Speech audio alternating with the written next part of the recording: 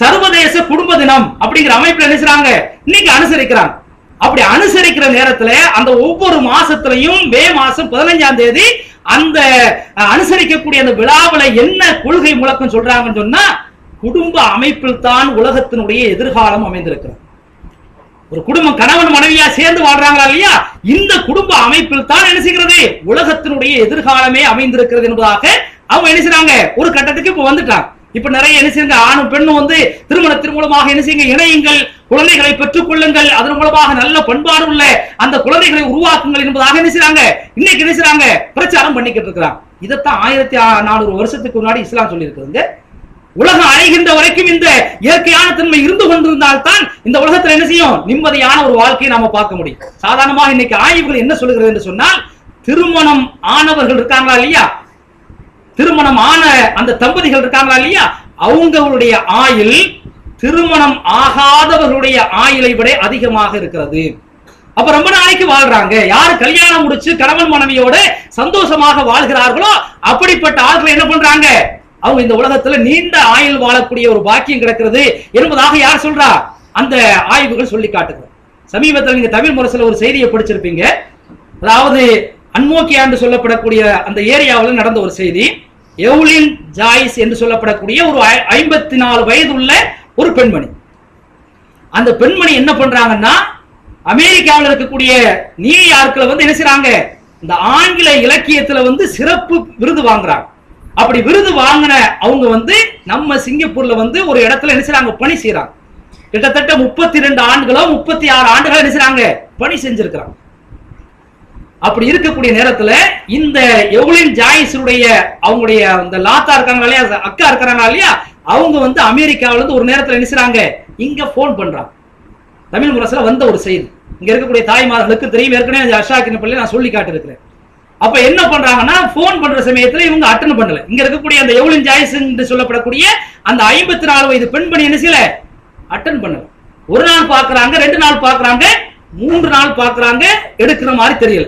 அப்ப சந்தேகப்பட்டு அங்க இருக்கக்கூடிய அமெரிக்காவில் இருக்கக்கூடிய அந்த பெண்மணியுடைய அக்கா என்ன செய்றாங்கன்னா, இங்க இருக்கக்கூடிய இன்னொரு தங்கச்சிக்கு தொடர்பு கொண்டு நான் 3 நாட்களாக தொடர்பு கொள்கிறேன், அக்கா வந்து எடுக்க மாட்டேங்கிறாங்க, என்னன்னு போய் பாருங்க.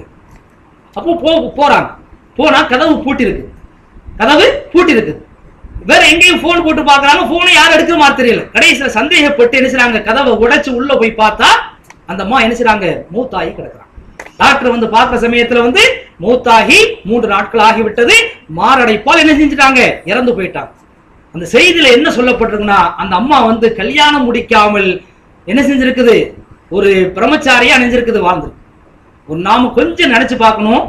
அதாவது ஒரு மனுஷன் வந்து கடைசி நேரத்துல, அதாவது நோயாக கிடக்கக்கூடிய நேரத்துல, இதே போல உயிர் பிரியக்கூடிய நேரத்துல இன்னொரு மனுஷனுடைய ஆறுதல் கிடைத்தது என்று சொன்னால் அதுவே ஒரு பெரிய சந்தோஷம். அப்ப உயிர் பிரியக்கூடிய நேரத்துல எவ்வளவு சிரமப்பட்டிருப்பாங்க, கஷ்டப்பட்டிருப்பாங்க. அந்த கஷ்டத்தை சரி செஞ்சு ஆறுதல் சொல்லக்கூடிய அளவுக்கு கூட பக்கத்துல ஆள் இல்லாத அளவுக்கு என்ன செஞ்சிருக்காங்க, அவங்க இறந்து போயிருக்காங்க. அப்ப இந்த மாதிரியான ஒரு சூழல் எல்லாம் வரக்கூடாது அப்படிங்கிறதுக்காக வேண்டித்தான் இஸ்லாம் என்ன செய்கிறது, கணவன் மனைவி அப்படிங்கிற அமைப்புல வந்து இணைய சொல்கிறது. அப்படி இணைவதன் மூலமாக என்ன கிடைக்கும் என்பதை அல்லாஹ் ஜல்ல வஅலா சொல்லி காட்டுகிறான்.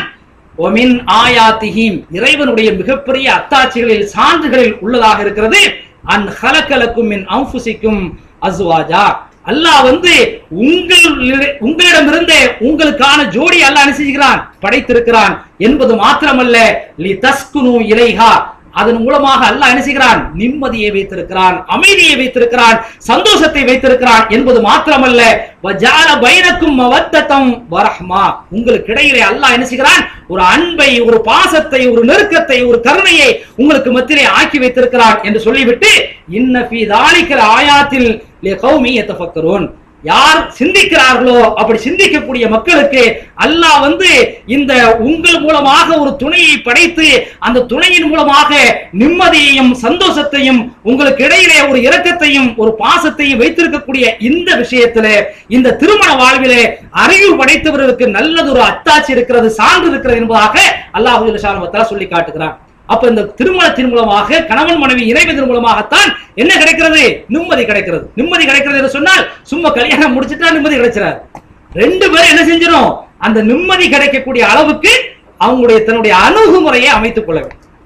ஒரு நல்ல முன்மாதிரி முஸ்லிம் கணவன், ஒரு நல்ல முன்மாதிரி முஸ்லிம் மனைவி எப்படி நடந்து கொண்டால் அந்த வாழ்க்கையில வந்து சந்தோஷம் கிடைக்கும், அமைதி கிடைக்கும் என்பதை நாம் என்ன செய்யணும், சிந்தித்து பார்க்க வேண்டும். நபிகள் நாயகம் ஸல்லல்லாஹு அலைஹி வஸல்லம் கேட்கிறாங்க, சஹாபாக்கள் கேட்கிறாங்க, ஐயுன் நிசாஇ கைருன், பெண்கள்ல எந்த பெண்கள் சிறந்த பெண்கள்? நபிகள் நாயகம் ஸல்லல்லாஹு அலைஹி வஸல்லம் 3 அடையாளங்களை சொல்றாங்க. நீங்க பார்த்தீங்கன்னு சொன்னா உடனே என்ன செய்வாங்க, உங்களுடைய மனசை, உங்களுடைய இதயத்தை அவங்க சந்தோஷப்படுத்துவாங்க. வீட்டுக்குள்ள நீங்க நுழைறீங்களா, அவங்களுடைய முகத்தை பார்த்த உடனே என்ன செய்யும், உங்களுக்கு சந்தோஷம் கிடைக்கும், ஆனந்தம் கிடைக்கும், இன்பம் கிடைக்கும். அதுக்கு முன்னாடி நீங்க வெளி உலகத்துல வந்து பட்ட அந்த நெருக்கடிகள், கஷ்டங்கள் எல்லாம் என்ன செஞ்சிடும், காணல் நீரா போய் அங்க வந்து சந்தோஷம் குடிகொள்ளும். அது மாத்திரமல்லாமல் உங்களுடைய கட்டளைகளுக்கு என்ன செய்வா, அவ உடனே அடிபணிவாள். இது மாத்திரமல்லாமல் தன்னுடைய கற்பையும் கணவனுடைய அந்த செல்வத்தையும் தவறான முறையிலே பயன்படுத்தி விடாமல் அதை பாதுகாப்பால். இந்த 3 விஷயங்களும் யாரிடத்தில் இருக்கிறதோ அவள் சிறந்த மனைவி என்பதாக பெருமானார் ஸல்லல்லாஹு அலைஹி வஸல்லம் சொல்லி காட்டியிருக்கிறார்கள்.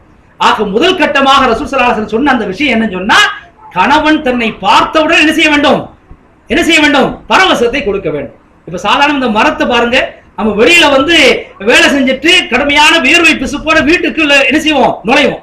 அப்படி நுழையிற சமயத்துல கடுமையான நெருக்கடி, மன நெருக்கடி, இதே போல உடல் ரீதியான ஒரு விதமான இதுல சிரமப்பட்டுட்டு உள்ள வருவோம்.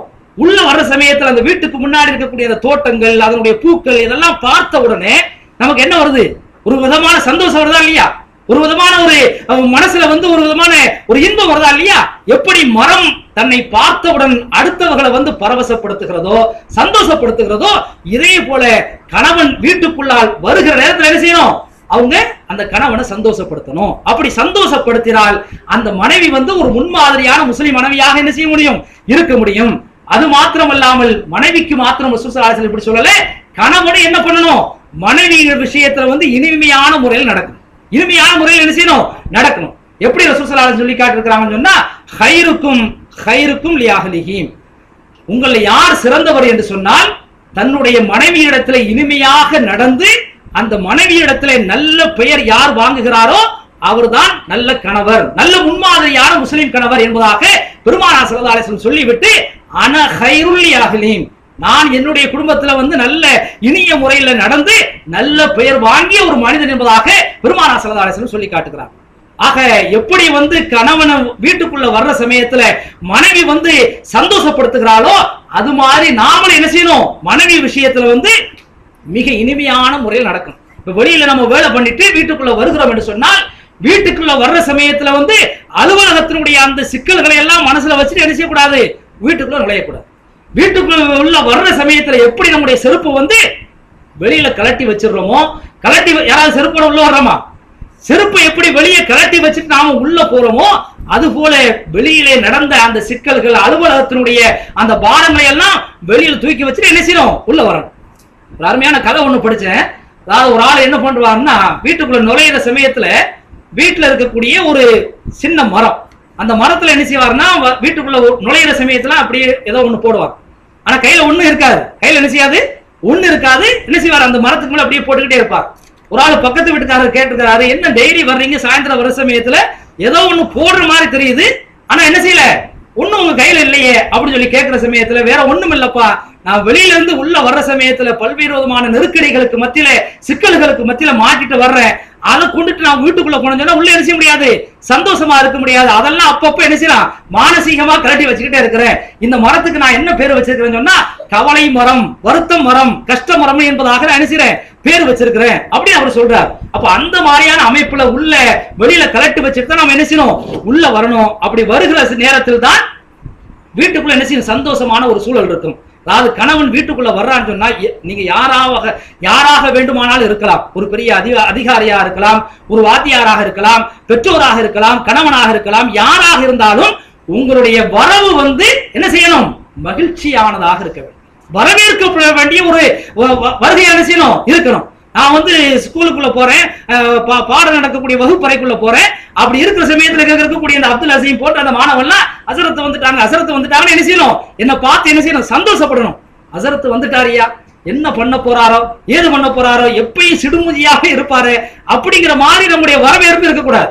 இதே மாதிரி ஒரு கணவன் வந்து வீட்டுக்குள்ள வருகிறான் என்று சொன்னால் நம்முடைய அன்பான கணவர் வந்துட்டாரு, நல்ல ஜாலியா பேசி சிரிச்சுக்கிட்டு இருப்பாரு அப்படிங்கிற ஒரு எண்ணப்பாடு என்ன செய்யணும், மனைவி இடத்துல ஏற்படும்.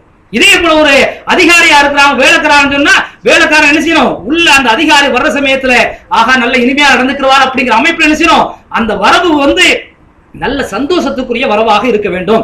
இப்படியான அமைப்பில் இருக்கும் என்று சொன்னால் அந்த கணவனும் மனைவியும் முன்மாதிரியான கணவனாக இருக்க முடியும், முன்மாதிரியான முஸ்லீமாக இருக்க முடியும். மொத்தம் ஒரு 5-6 சப்ஜெக்டுகள் எடுத்து வந்ததுல 3 விஷயங்கள் தான் பேச முடிந்தது. இன்ஷா அல்லாஹ் வாய்ப்பு கிடைக்கும் என்று சொன்னால் அடுத்த கட்டமாக இதோடு முடிந்து விடவில்லை. அதாவது மரத்தை வைத்துத்தான் நான் உதாரணமாக சொல்லியிருக்கிறேன். ஆரம்ப கட்டமாக மரத்துக்கும் பூமிக்கும் இடையிலே தொடர்பு இருக்கிறது. இதே போல ஒரு முன்மாதிரியான முஸ்லிமுக்கு வந்து அல்லாஹ்வுக்கும் அவனுக்கு மத்தியில் என்ன செய்யணும், தொடர்பு இருக்க வேண்டும். இரண்டாவதாக வேறு இல்லாவிட்டால் அந்த மரம் தலைக்காது. அதுபோல இந்த பெற்றோரை உதாசீனப்படுத்தினால் நாம் என்ன செய்ய முடியாது, இந்த உலகத்திலே சரியான முஸ்லிமாக வாழ முடியாது. மூன்றாவதாக மரமும் கிளையும் சேர்ந்ததுதான் ஒரு சரியான ஒரு மரத்திற்குண்டான அடையாளமாக இருக்கிறது. இதே போல கணவனும் மனைவியும் இணைந்து சந்தோஷமாக இருக்கக்கூடிய அந்த வாழ்க்கை தான் ஒரு முன்மாதிரியான இஸ்லாமிய வாழ்க்கையாக இருக்க முடியும். அதற்கு அடுத்தபடியாக அடுத்து மரமும் பறவைகளும் இருக்கிறது. மரமும் பறவை ஒரு சின்ன குறிப்பு மட்டும் நான் கொடுத்துருப்பேன், இன்ஷா அல்லாஹ் அடுத்த கட்டமா நம்ம பார்ப்போம். மரமும் பறவைகள், இந்த மரமும் பறவைகள் வந்து உறவுகளை போன்று. இதே போல அதற்கு அடுத்தபடியாக வந்து மரம் பக்கத்து மரம், ஒரு மனிதன் முன்மாதிரியான முஸ்லிம் பக்கத்து வீட்டுக்காரன். அதே போல ஒரு மரம் தனி மரமாகவும் இருக்கும், தோப்பாகவும் சேர்ந்து இருக்கும். ஒரு முன்மாதிரியான முஸ்லிம் வந்து தனிமையாகவே இருக்கக்கூடாது, சமூகத்தோடு என்ன செய்ய வேண்டும், சேர்ந்து இருக்க வேண்டும். ஜமாத் என்று சொல்லப்படக்கூடிய ஒரு கட்டமைப்பில் என்ன செய்ய வேண்டும், வர வேண்டும் என்கிற அமைப்பில் இருக்கக்கூடிய அந்த விஷயங்களுக்கு உண்டான விளக்கத்தை இன்ஷா அல்லாஹ் வாய்ப்பு கிடைத்தால் இன்னொரு நேரத்திலே பார்ப்போம். ஏதோ இந்த நேரத்திலே நாம் வந்தோம், செய்திகளை கேட்டோம், பிரிந்து சென்றோம் என்கிற அமைப்பில் இல்லாமல் சொல்லப்பட்ட அந்த 100 செய்திகளில் ஒரு சில செய்திகளையாவது எடுத்து நடக்கக்கூடிய ஒரு நல்ல மக்களாக அல்லாஹ் ஜல்ல வ தஆலா உங்களையும் என்னையும் ஆக்கியல் புரிவானாக. வாஹிர் தாவானா அனில் ஹம்துலில்லாஹி ரப்பில் ஆலமீன். அஸ்ஸலாமு அலைக்கும்.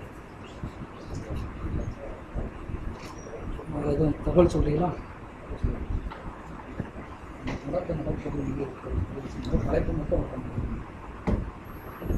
அல்ஹம்துலில்லாஹ்.